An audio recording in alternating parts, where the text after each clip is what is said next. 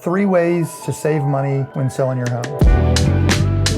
1, hire an agent that really knows the market and has been an agent for a long period of time. 2, get a pre-inspection. And number 3, don't waste money on useless upgrades, or at least ask your agent or a designer or stager in your market whether you're picking good items to upgrade, and that are, if you're gonna spend $1, do you get at least $1 back out of them? Do you get $2 or $3 back out of them?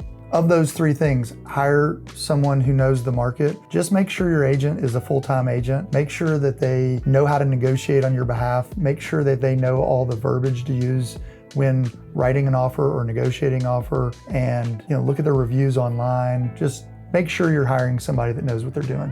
Getting a pre-inspection. This is something that we haven't had to do in the Nashville market over the last 2 or 3 years, but it's a really prudent thing to do. Even if you don't fix all of those items, you will at least know things that are likely going to come up when a buyer gets an inspection on your home. So I always tell people, fix as many of those little small ticket items as you can, because it's just less things that you're going to get. If we fix everything on a pre-inspection, we're that much more likely to just head straight to closing without having an issue, rather than things popping up on an inspection that you never knew about. Things that might be in the crawl space that you likely don't go down into your crawl space on a regular basis, or that your water heater's on the last leg of its life or beyond its life and it's just still kind of cranking along. As far as the useless upgrades or spending money on those things, just make sure you ask somebody before just making an assumption and doing those things. I see a lot of times, I get people that call me and go, hey, we did $10,000 worth of work.